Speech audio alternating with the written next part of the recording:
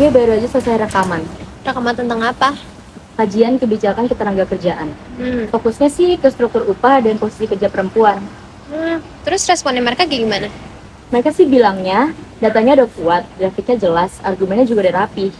Tapi habis itu mereka ajuin gue satu pertanyaan. Pertanyaan kayak gimana? Gue pikir kan mereka bakalan tanya soal presentasinya, atau enggak isi kajiannya, atau enggak metodologinya. Tapi mereka malah nanya, kamu yakin memimpin kajian seperti ini? Berarti kayak lu yang diuji bukan analisis lu ya? Iya, seolah gue yang dipuji sebagai perempuan. Padahal ya, kalau misalnya dibandingkan sama laki-laki, pekerjaannya sama, jam kerja sama, tanggung jawab sama. Tapi laki-laki tuh cenderung mendapat upah yang lebih besar dibanding perempuan. Ya sih, padahal kenyataannya juga emang kayak gitu. Padahal kita sama-sama kerja sampai capek, sama beratnya juga dengan laki-laki. Iya, bahkan seringkali lebih berat.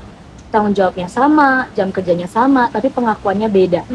Kalau perempuan membantu suami bekerja, itu dianggap normal. Tapi kalau suami bantuin perempuan kerja, itu dianggap gak normal, bahkan seringkali dipuji.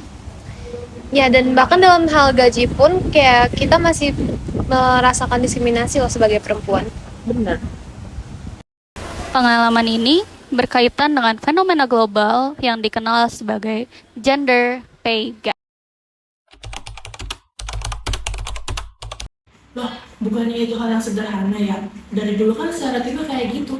Laki-laki banyak dapat kesempatan, jadi wajar dong kalau mereka gaji dan jabatannya lebih tinggi. Tapi justru itulah yang perlu dipertanyakan. Kesempatan bukan terbangun secara natural, tetapi dibangun oleh sistem. Seringkali perempuan diarahkan ke pekerjaan sampingan, bukan inti. Sehingga jika upahnya lebih rendah daripada laki-laki, dianggap wajar. Perempuan yang bekerja sebagai tulang punggung keluarga. Bukan maksud merendahkan ya, tapi kadang perempuan tuh kepotong sama urusan rumah, urusan anak, dan lain-lain. Jadi perusahaan mikir dong, kalau misalkan gajinya beda, ya mungkin itu dari risikonya. Memang sih argumen kamu terdengar masuk akal, tapi kamu mikir nggak sih di situ letak masalahnya? Urusan rumah tangga dan keluarga dianggap kerjaan perempuan, bukan karena kemampuan biologis, tetapi karena konstruksi sosial. Ketika perempuan dianggap beresiko karena kemungkinan hamil atau mengurus keluarga, sistemnya yang bias bukan perempuannya. Namun, otak perempuan dan laki-laki kemampuannya tetap sama. Enggak dong. Kenapa pengasuhan anak tidak dianggap kewajiban bersama? Kenapa cuti melahirkan masih dianggap sebagai beban bukan hak? Kan perempuan juga sekarang udah banyak yang kerja. Kalau misalkan gajinya beda, mungkin karena saingan kali. Sudah cukup, saya sudah mendapatkan jawaban untuk pertanyaan saya.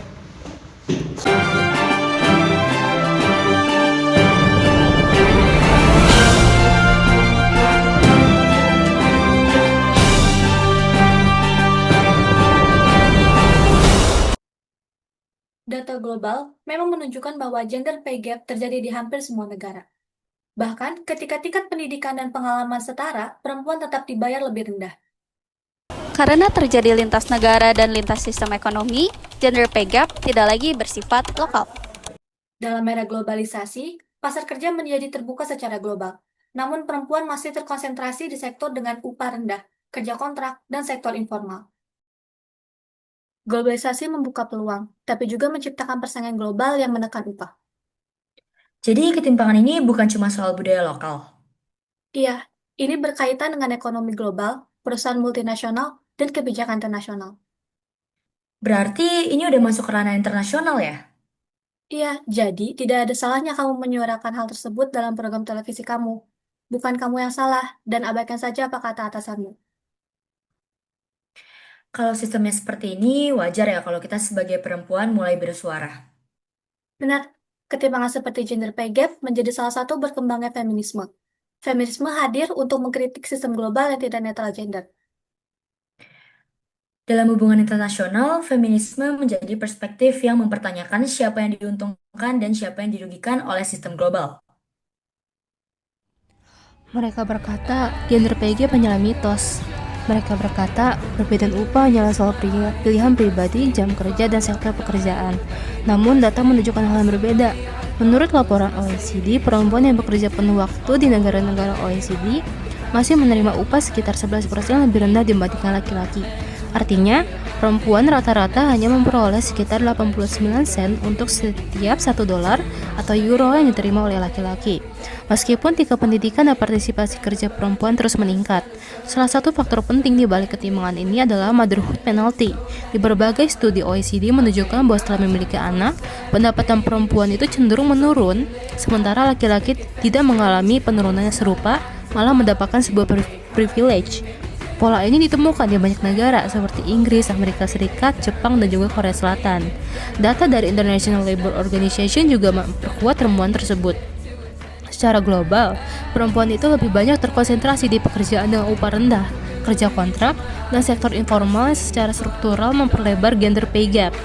Karena pola ini muncul di lintas negara, gender pay gap itu nggak bisa dipahami lagi sebagai persoalan lokal atau individu, yang merupakan bagian dari struktur pasar kerja yang membentuk siapa yang diuntungkan dan siapa yang dirugikan. Kesetaraan gender itu bukan isu lokal, tapi isu global. Equal work, deserve, equal pay.